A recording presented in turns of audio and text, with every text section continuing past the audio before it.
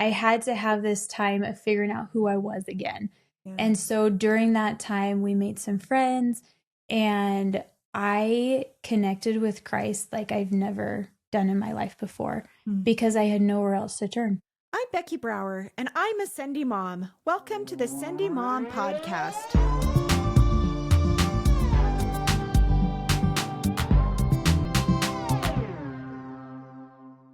Welcome to the Sendy Mom Podcast. I am so excited to be here with my sister-in-law, Karissa Dodds. And I am so lucky to not only have 5 other sisters, but I have 5 other sisters-in-law who are like sisters to me. And we have gotten really close over the years. So Karissa is married to my brother, who is the 10th. Ninth of the 12 of us. I know I can lose track sometimes. So, and I think he's 12 years younger than I am, maybe, or 10 years younger than I am. So Anyway, so it's been fun. And they've recently moved, I guess it's been a couple of years now to St. George. And we're going to hear all about Karissa and her journey and her story. She's a super Sendy mom.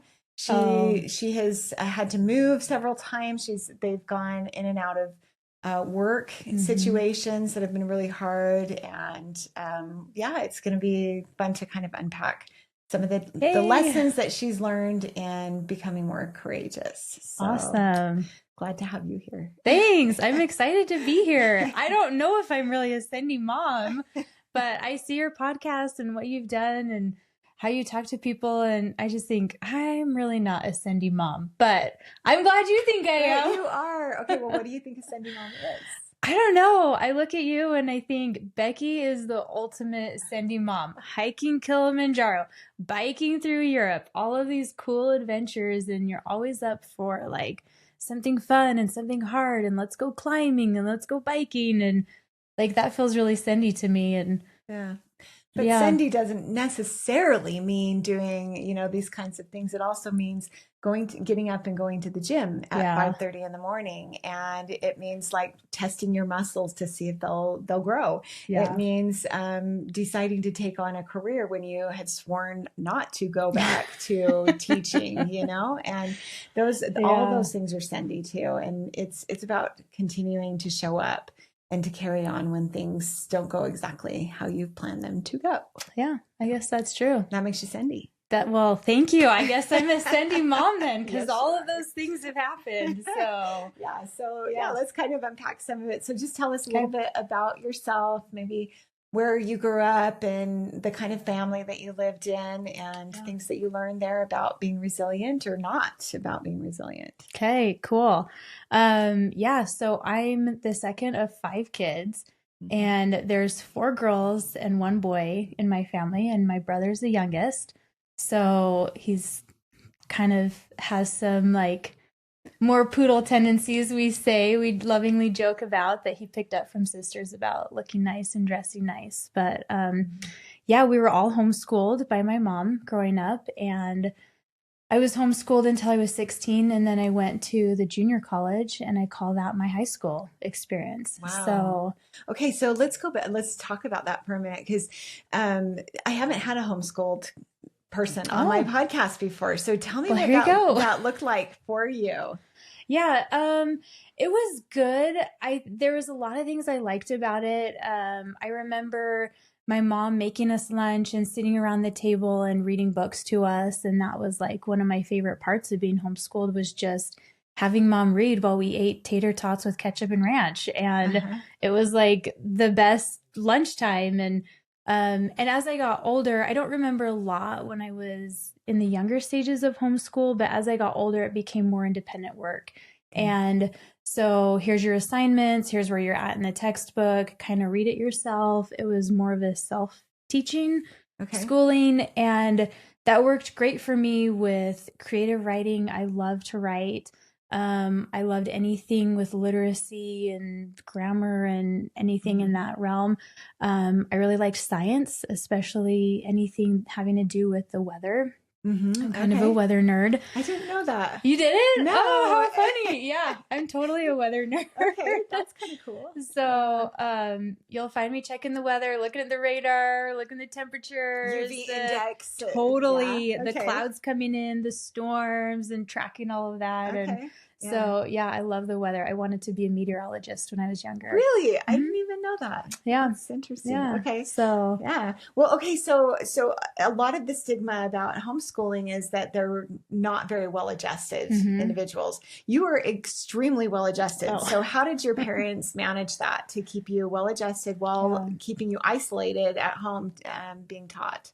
That's a great question. I think it was really helpful because I think my mom was pretty social and my parents were pretty involved in the community and in church and things like that. But me and my sisters all did dance. And so we spent a lot of time at the dance studio. And in my teenage years, it was upwards of 20 hours a week at the dance studio. Oh.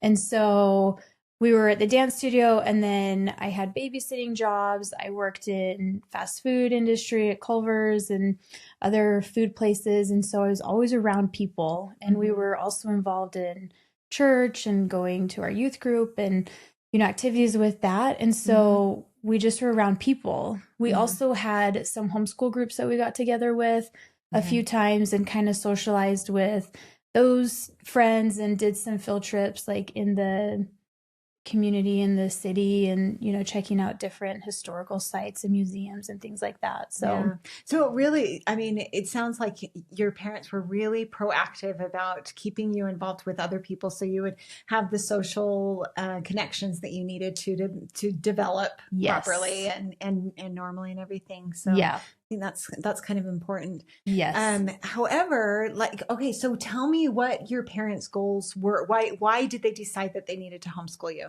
Yeah, that's a good question. When my older sister was at the age of starting to go into school, I think she went into preschool for a minute. It was either that or kindergarten. And right in that time of making that decision to send her to school, my mom just really felt strongly that she needed to homeschool. Mm-hmm. And so she spent a lot of time praying and studying and researching about it and figuring out, okay, if I'm supposed to do this, what curriculum do I follow and how do I do it? And she really had no idea where to start. And so just a lot of time spent in prayer and study and talking to people and researching. And, back then we didn't have YouTube and we didn't have Google search. And so it was really just organic your dad was searching. Just really supportive. Yeah. I think it was more of if this is what you feel like you need to do, then go for it. But I don't really want to be involved. I'm going to be working. So he was not really so involved. It was pretty much your mom that taught you and did all of the classes. How did you get along with your siblings? I think typical family relationships. Sometimes we were best friends and sometimes we hated each other's guts. So it's very normal. It didn't change because you were homeschooled necessarily or anything. So and I think that just the proactive way of always involving you in something probably was really helpful in helping you to feel well adjusted. And do you feel like you were, because you did eventually go on to BYU, right? Yes, I did. And so did you feel deficient in any of the areas of study? Was it hard to get into BYU because you'd been homeschooled? So that's a great question. And I don't know if you know this piece of information really about me. Yeah. So this is kind of a fun fact about me. First of all, math was my greatest struggle. I hated math. I put it off. I skipped it. I just hated it and I didn't want to do it. And so that was my greatest deficiency. And when I went to the junior college to get in, I had to take a placement test to figure out what classes to take.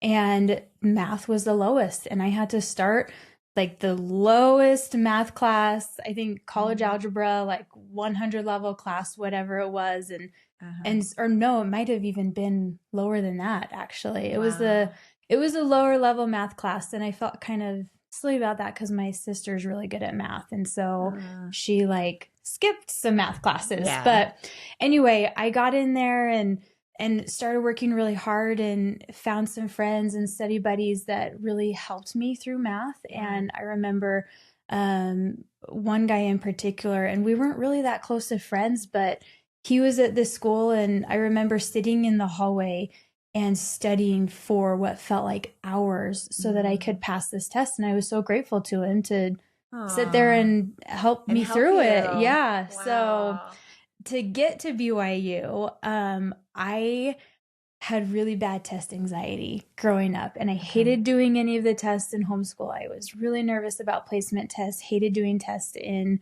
the junior college. And I thought, you have to take the ACT and SAT to get into BYU. And I would rather do almost anything than take those tests. I was so terrified of it.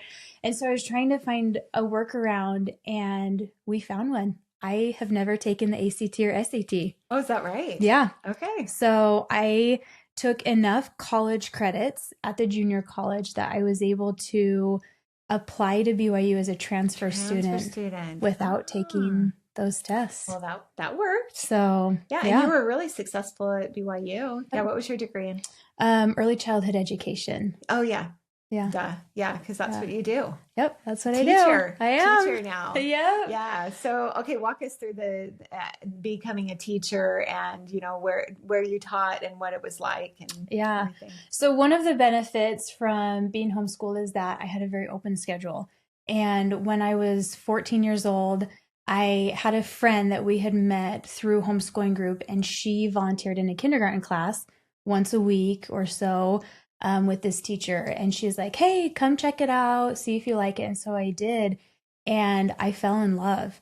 And this kindergarten teacher, she still teaches. Aww. And I got an email from her last year. Actually, I reached out to her. She still teaches, and she remembers me, which is amazing.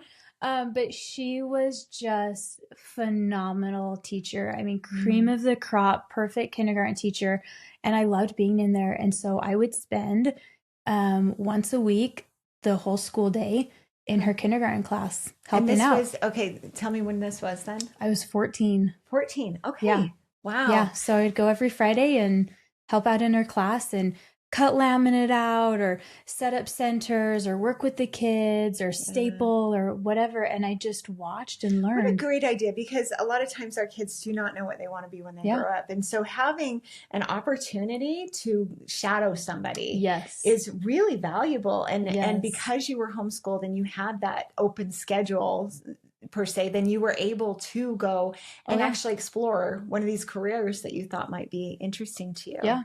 I didn't really know I wanted to do that until I was in the classroom, and it was like this instant click. It was kind of crazy. And then I did that for 2 years. I spent time in her classroom and just kind of became an integral part of her classroom. And well, then of course she remembers you. I mean, I guess, yeah, right. But then once I started the junior college, I didn't have time anymore, and I got too busy with dance and school, and so I stopped going. But I never stopped wanting to teach, and that was my dream, was to be a kindergarten teacher. So went to school, went to BYU, graduated in December in early childhood education, and there was an opening at a school to start in January, 2 weeks after graduation.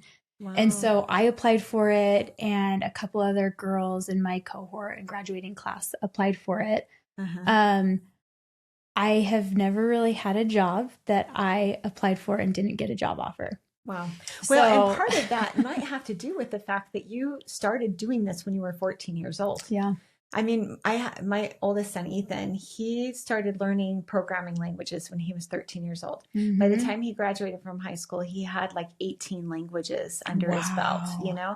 And so it was not a stretch for him to be able to get a really good job when he graduated, because he had started doing that. And so it's so important to give our kids opportunities to learn these skills, shadowing people and understanding where their passion lies. So I think that's great. Okay. Absolutely. So never had to really interview for it or never have not gotten a job that you wanted. Yeah.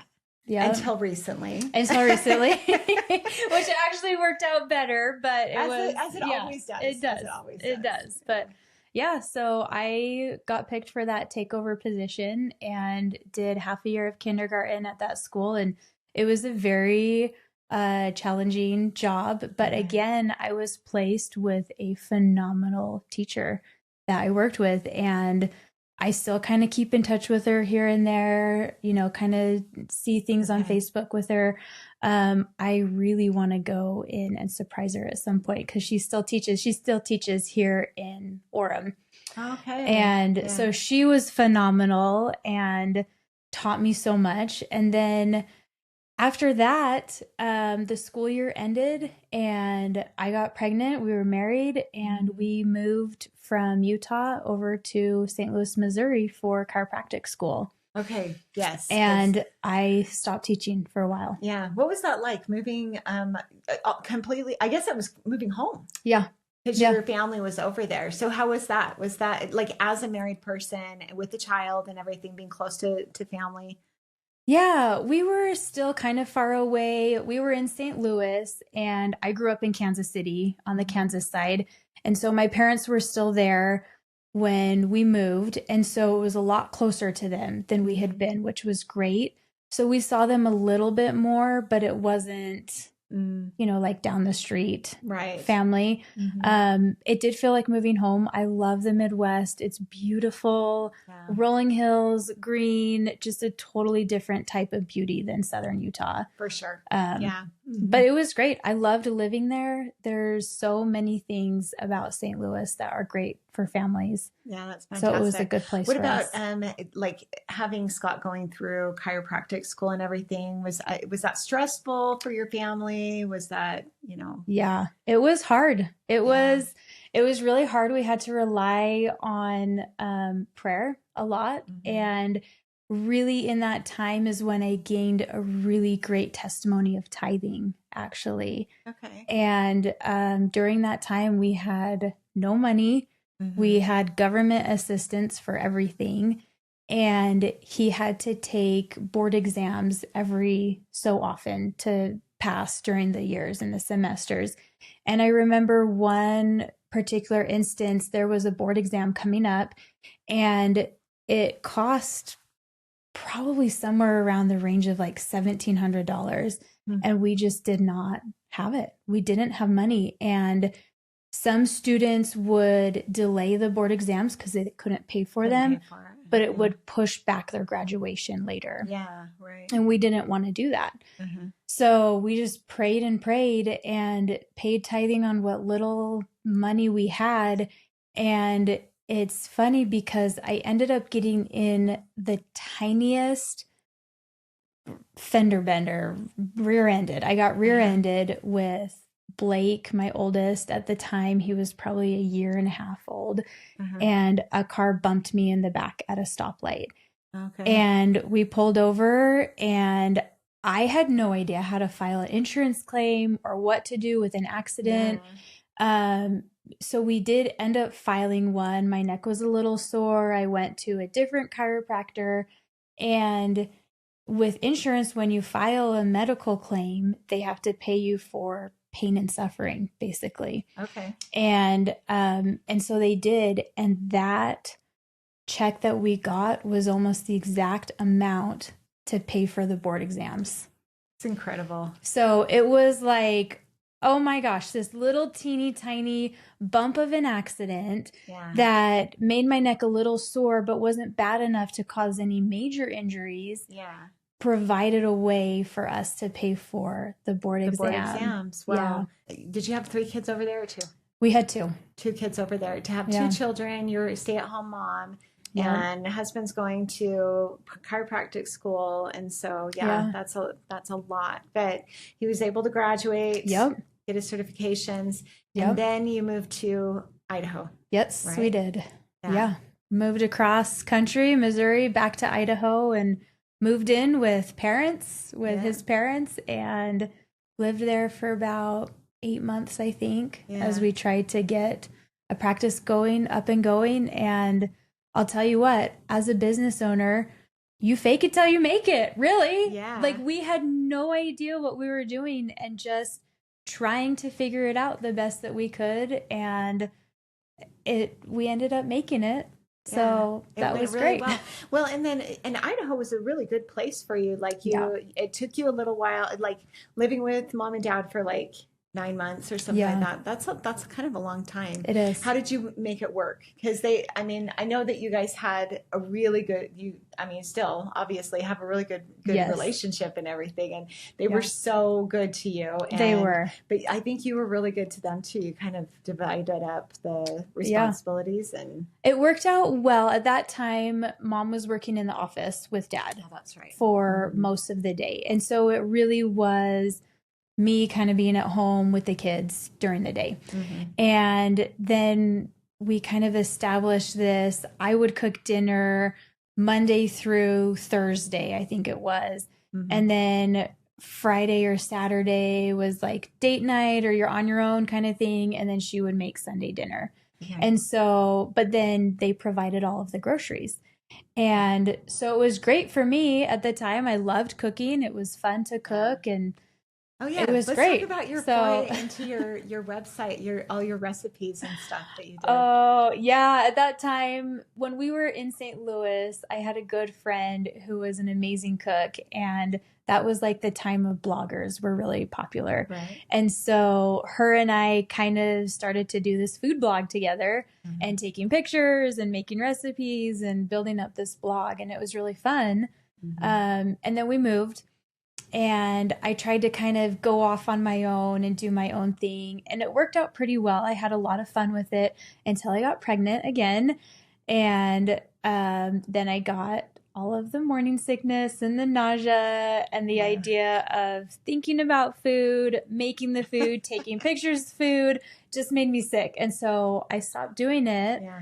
But I took the recipes that I had created and put them into a Google document, into my own little family cookbook. And and that's the thing is like, sometimes we get these ideas, right? These ideas come to us and we're like, okay, I'm going to make this food blog and I'm going to have all and you get these, grandiose ideas that you're going to be this big influencer. You're going to, rock the world with all of the things that you're going to give. But actually what it really does is it builds you as a person, right? And in the end, you have all these wonderful recipes. Yeah. And that ain't bad. No. There's great. Nothing wrong with that. It's great. And you know what? That recipe book, I printed it off for my siblings, my parents, a couple other people, and all of them come back and say, this is the cookbook I use the most. The very most. Because it's all the recipes we grew up with. I'll have to give you one. I got to give you one.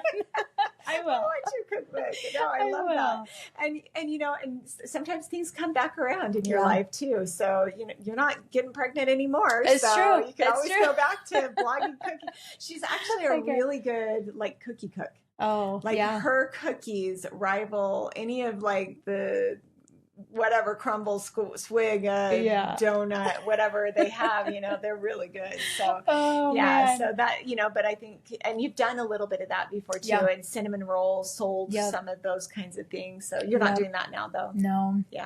No, I'm not. Yeah, but but you do for us. Yeah, I'll make them for family. I'll make them for ourselves. I'll make them for events. And see, that's all about. That's the whole point of our life here. Is let's go after this passion, this thing that makes us so excited for a little bit. But you know what? You can put it away too. You get morning sickness. You can't look at food anymore. Then let's put this away and let's go on to a different passion. And so I know for a while, the passion was Scott's business. Yes. You were very involved in, making sure the office looked right and ran correctly and everything. Was that all that was mostly in Idaho?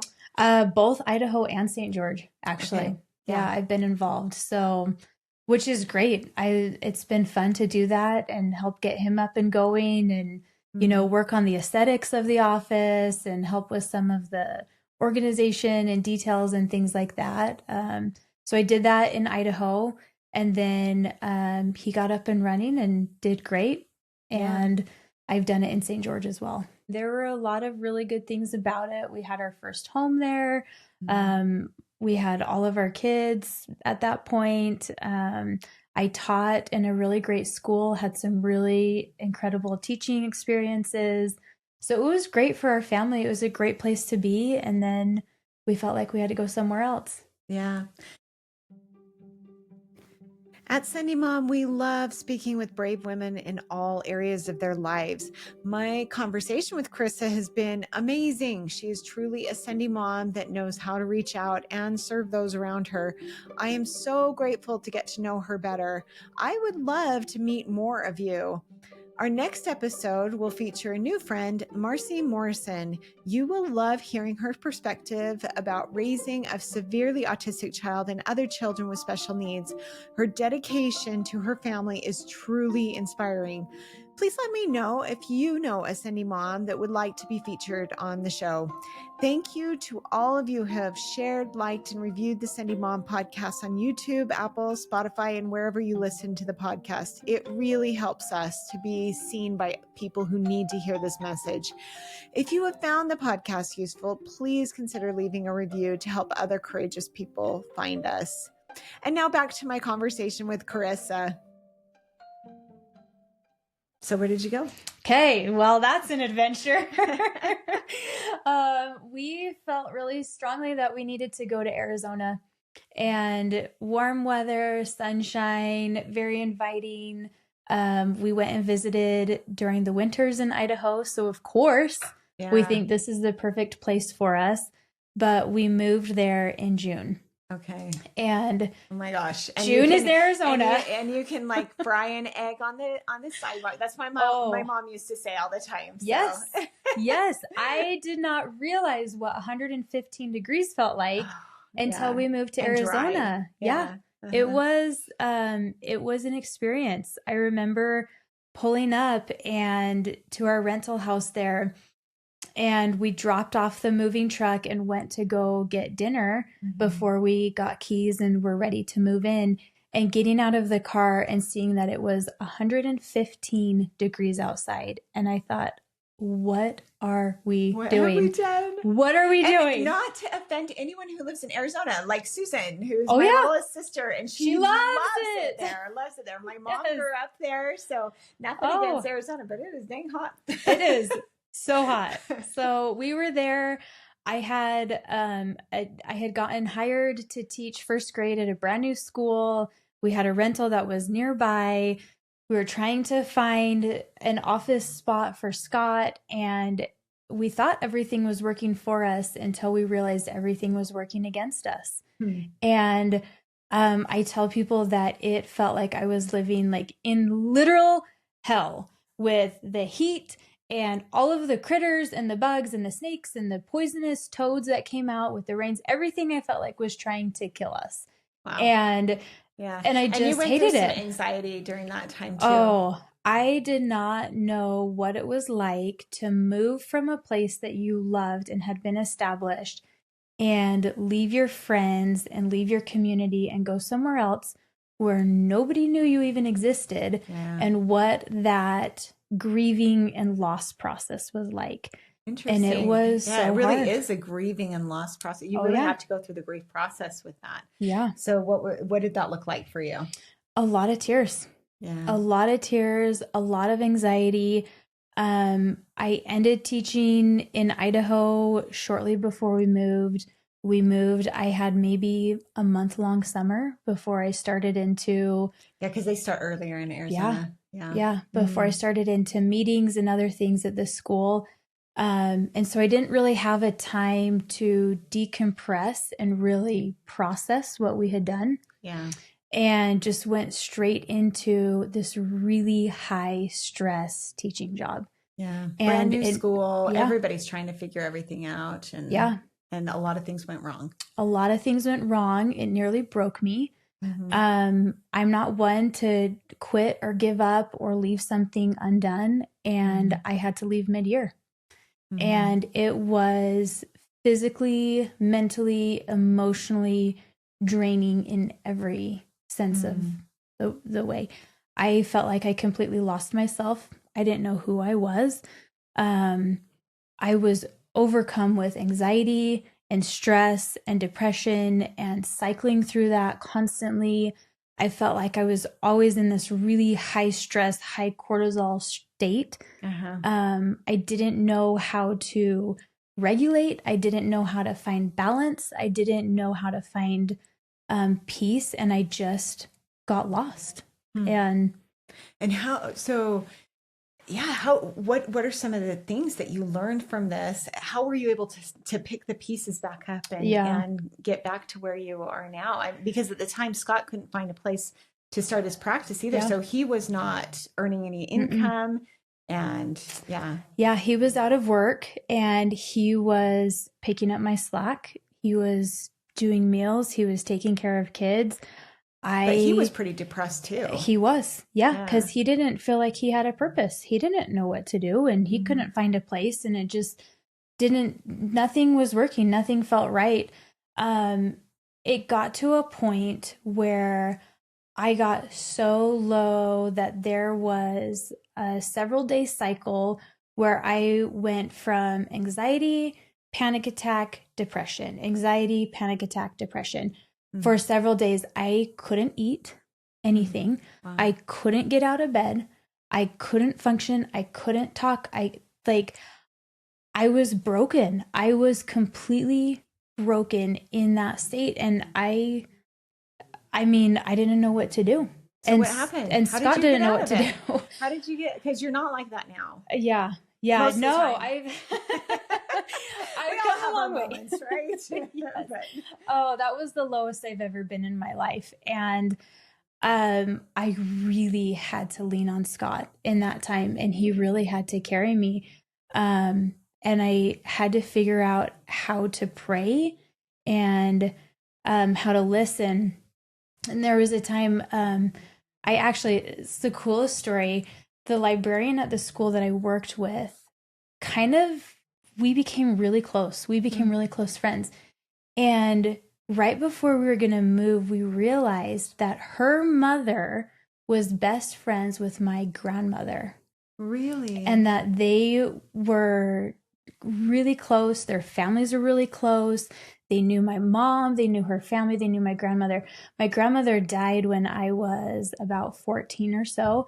And it was really hard on me because I was really close to her. And I always felt like I don't have a grandmother. Angel. My guardian angel. And so my friend, her mother was older, but had gone to naturopathic school. Okay. And when I expressed the things that were going on to my friend, she said, let me have you talk to my mom. And so I talked to her mom and she said, oh my gosh, you need this and this and this, and gave me this protocol of some supplements to help regulate my adrenals and regulate my cortisol and bring the stress levels down and help me, feel more calm. And in that conversation, and when we made that, and I didn't know at that point that there was that connection. Okay. Yeah. I just was grateful for help. I just needed help. Yeah. And so I started doing what she said, and she said, it's going to take a few weeks, but you need to do this. And so I did, and I started noticing a difference. And this was all about the same time that we were getting ready to move to St. George. Okay. Yeah. I was in this state, and right before we were about to move, I ended up meeting my friend's mother after we made the connection with my grandmother. And I realized that my grandmother had set that up and set up this connection to help me in that time of need and send this angel to me. Beautiful. Yeah. And so it was exactly what I needed. And I think our ancestors watch over us. Oh, all the time. Absolutely. Absolutely. Yeah. She knew. And so that was the most serendipitous part of the whole experience in Arizona. Yeah. Was to have that connection. Yeah. So sometimes we have to get ourselves so low that we are humble enough to be able to receive that inspiration that's going to help us to propel us forward. And sometimes we look at this horrible time in our lives like, why me? Why is this happening to me?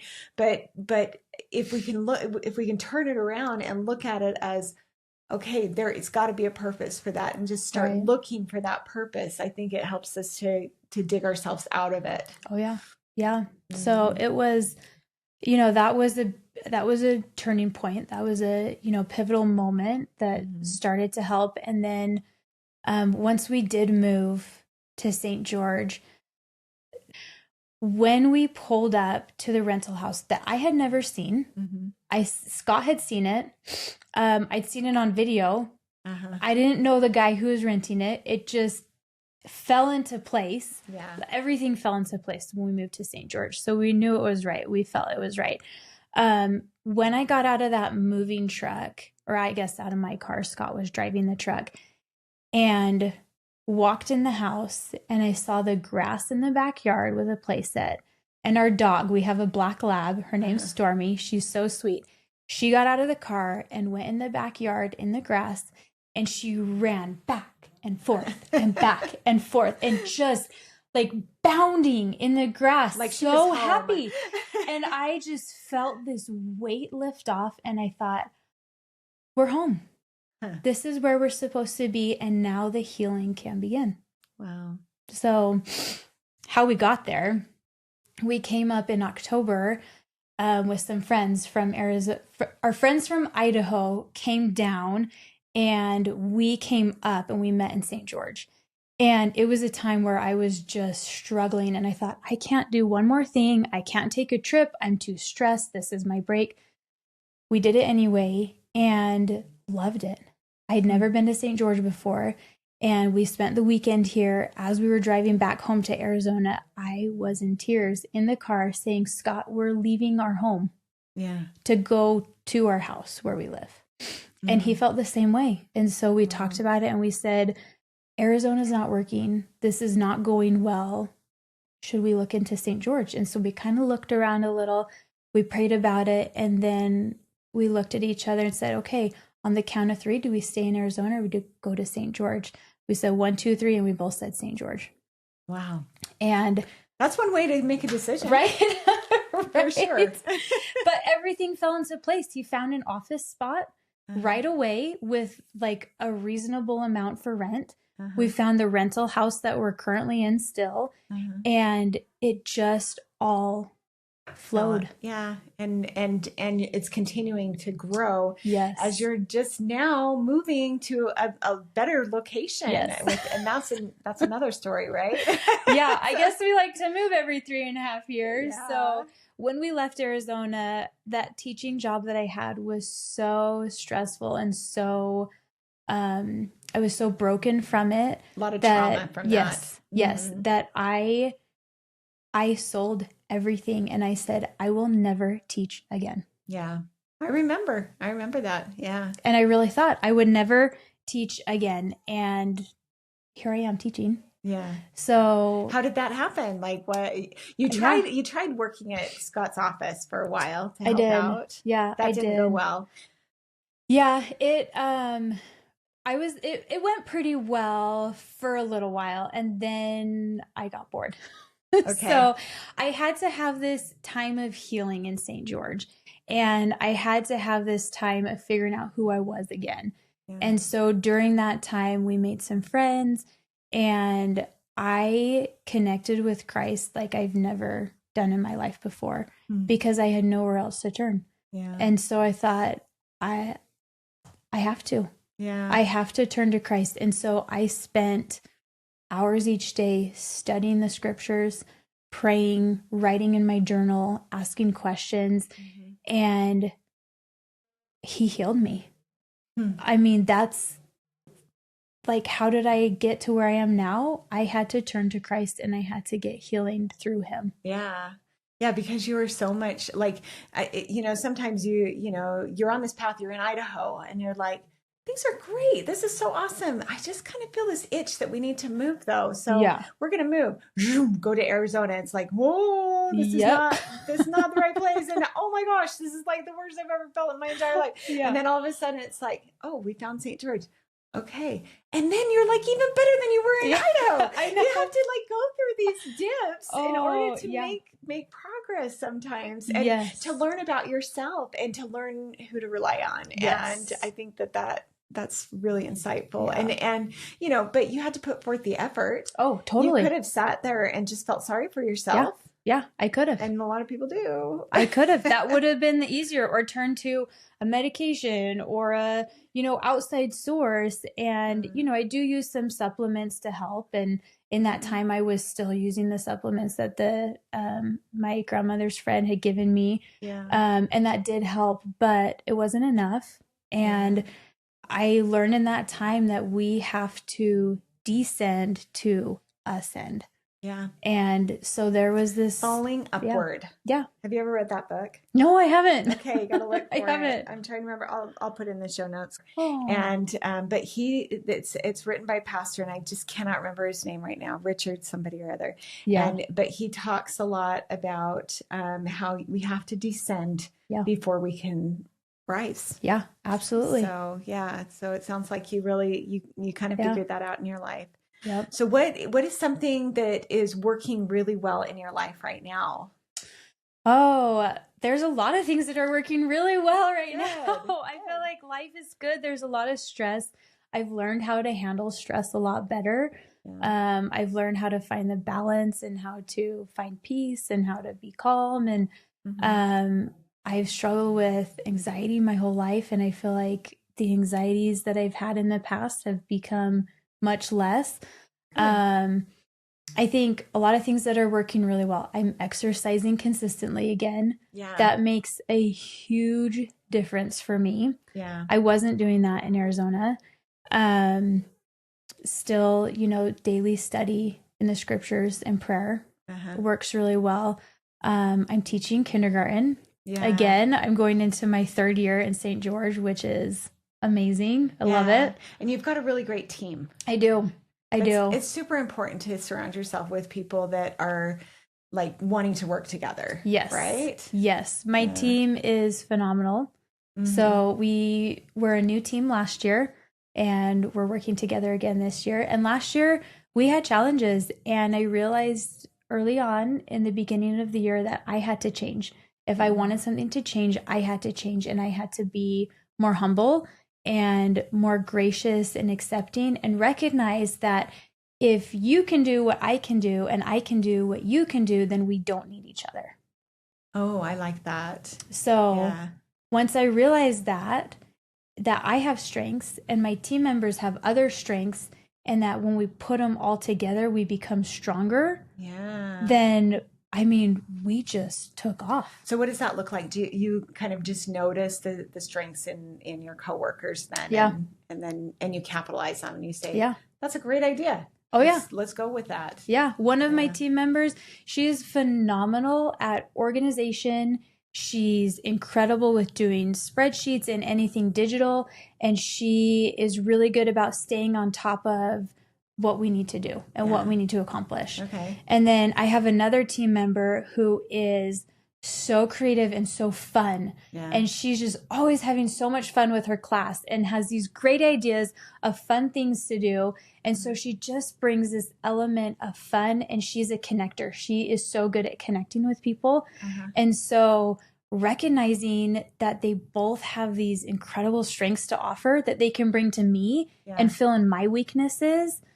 And it makes us all better. It's so much better than being jealous of them because they have these. Yes, totally, right? Totally. I had to learn this myself because usually, like, if somebody has a strength that I don't have, instead of doing that, it would be more like, okay, I'm just going to work harder so I can get better at that too, and feeling bad because, I just can't measure up. But, but it's a complete mindset switch when you start looking at like, oh, they do that. Oh, that's really awesome. They do that really well. I'm so happy that they do that really well. And you can't be jealous of somebody that that you love. Yes. So totally. It's a different mindset, and it helps you to love them so much more and to be able to see them in such a better way. And then you can feel more secure in your own self too, because then you can recognize your strengths and the things that you're doing well too. Yeah. So that's absolutely what happened. Yeah. Recognizing, instead of being jealous or frustrated about the great things that she was doing, and recognizing like, hey, we can work together on this, and I can appreciate what you have to offer, and it makes us both better. Man, That is what synergy is. Oh yeah. Right? Yeah. I love that. And that actually helped you. You won an award, right? We did. At the end of the school year, our principal gave us an award for the best team.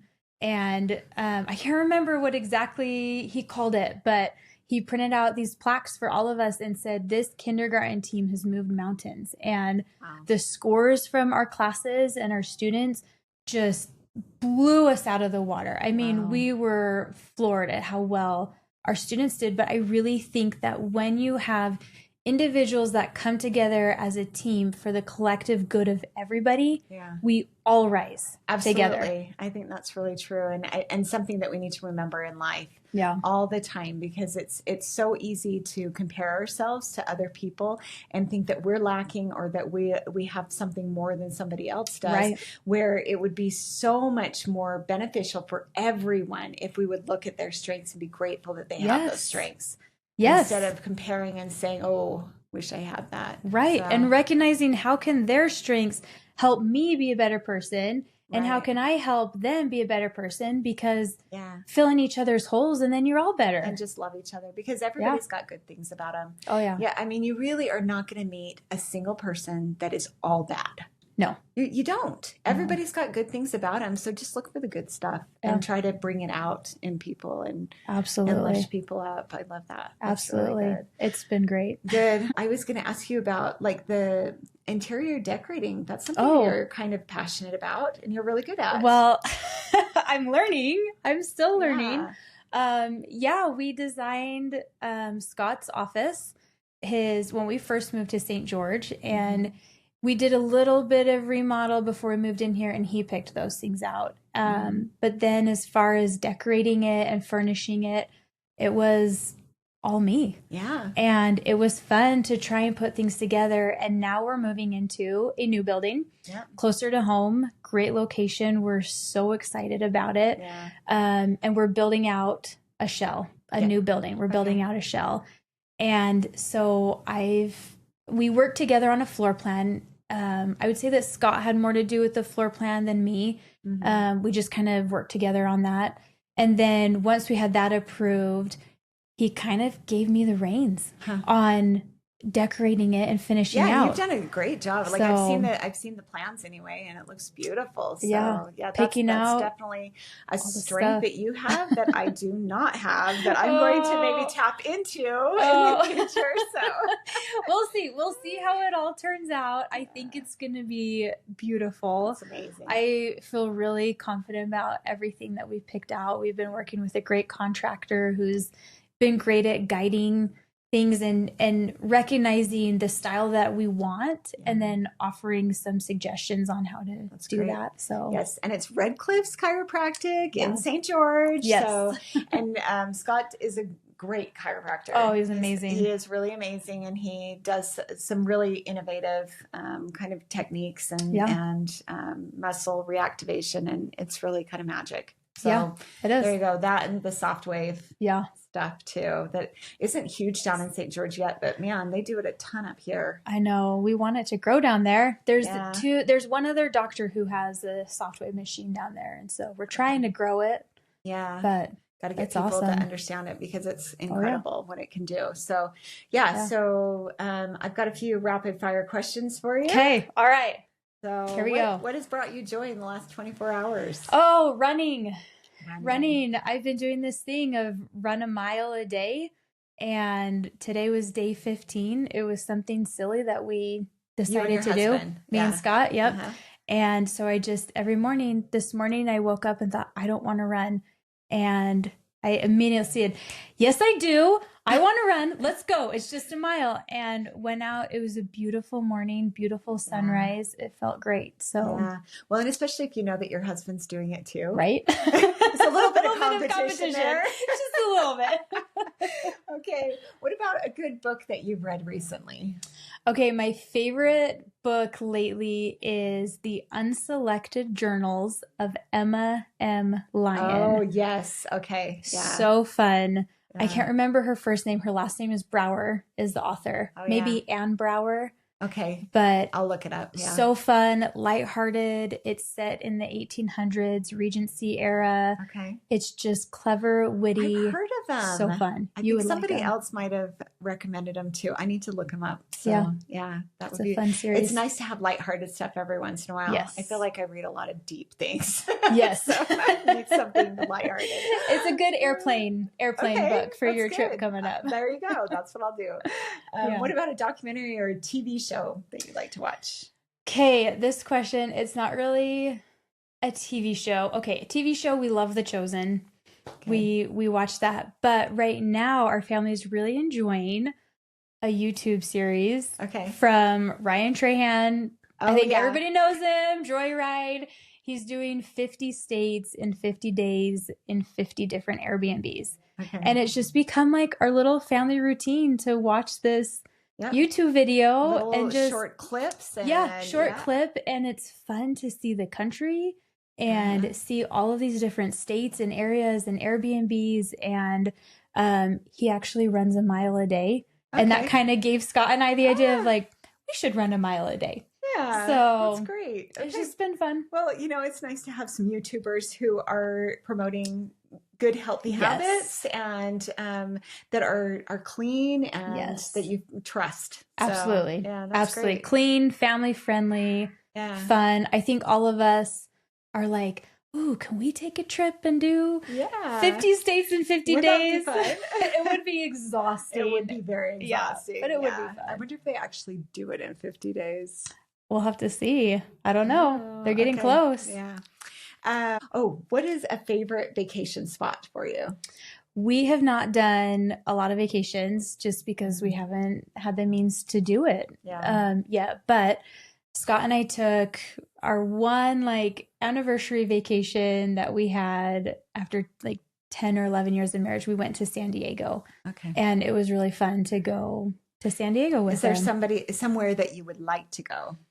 I would love to go to Costa Rica. Oh, okay. We really want to take the family to Universal Studios and Harry Potter World in Florida. Okay. Is there anything in particular in Costa Rica that you want to have heard about, or you've just seen pictures and you're like, zip lining through the jungle? Okay. I think that would be fun.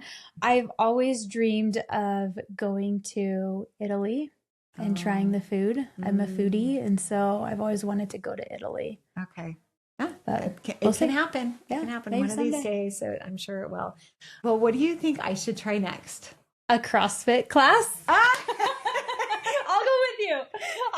I can teach you. That's so funny. Before she came up, she texted me and she's like, do you want to do this body, whatever? I don't even know. The burn boot camp? Yes, the burn boot camp. And so I was like, not my jam.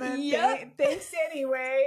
And so, okay. Yes. CrossFit class. Come with me. Either burn boot camp or CrossFit. Okay. One of the two. Get you to lift some heavy weights. Awesome. I went with you once when you guys lived in Idaho, once or twice or something when you lived in Idaho. Oh yeah, they're great. They're really great. Yeah. This is what I hate about working out like other places is I have to drive somewhere. Yeah. And then I'm there for an hour and then I have to drive back. It's like 2 hours of my day, or okay, whatever. But burn boot camp, you have one 7 minutes. All right, fine. I did it here. It was an hour total. I like walking down my stairs and doing my gym. There you go. You can do that too. But I'll come with you. I think that's great. Okay. Well, and that's a great advice. That is something that Sendy moms can do is, join a club or join a class or something like that and just start somewhere. And sometimes you need that motivation for to start working out. Sometimes you just need, this goal of I'm going to run a mile every day, but just find what works for you so that you can get your body moving because it improves not only your physical health, but your mental health too. Oh, clearly. Absolutely. Right? Yeah, absolutely. I went through a time where I didn't exercise and I developed exercise anxiety that if I did exercise, my heart rate would get too high and I'd have a heart attack and die or something crazy. Mm-hmm. And so I didn't exercise. It took a long time for me to get into burn boot camp and start exercising again. And now I'm like, what was I doing? Why was I wasting my time? This helps so much. I know you seem a lot happier now. Yeah. And I think you are a little bit of a hypochondriac. Oh, I absolutely am. Yeah. 100%. I remember one time you told me that you had this black thing on your eyelid or something, and you're like, "Do you think that's cancer?" And I was like, "I think it's eyeliner." Karissa. But you were so sure. Oh, I will be the first to admit I am a hypochondriac. Absolutely, I have that. When I was about 10 or 11, we had a family reunion in Oklahoma, and it was a lake trip, and we were at a cabin, and we were on boating all day, boating on the lake.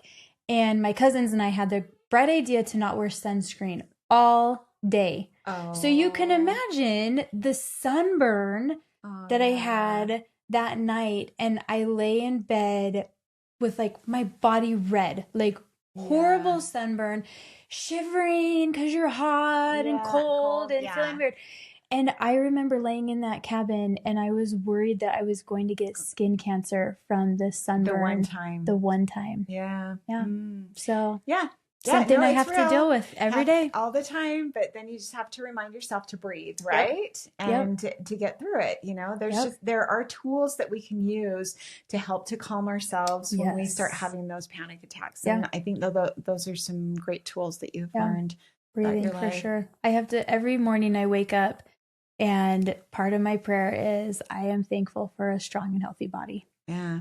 Oh, that was my other question. What do you do every day? Oh, what's one thing that you do every day? There you go. I say a prayer and I express gratitude. I'm thankful for my strong and healthy body. But I also reading scriptures and trying to exercise as well. Move your body some way. Love it. Yeah. Oh, good. Well, thank you for being on the Sendy Mom Podcast. Thank you. Where can people find you? In St. George. Find me at Red Cliffs Chiropractic in St. George. What about on social media? Social media at Karissa Dodds. It's private. But I have an Instagram page that is Grit Fitness Karissa, Karissa. And I've been feeling some nudges about posting some content on there about God, resilience, integrity, and tenacity. Oh, that fits just perfectly. Yeah. Grit. Okay, grit. Grit Fitness Karissa. So we'll see. All right. Check it out. I know. New projects happening. Yes. New ideas all the time. All the time. This ADHD brain just keeps churning them out, right? Yeah, totally. Totally. Well, good. Well, thanks for being with us today, and hope you enjoy your Sendy day. Yes. In the words of Eleanor Roosevelt, do something every day that scares you.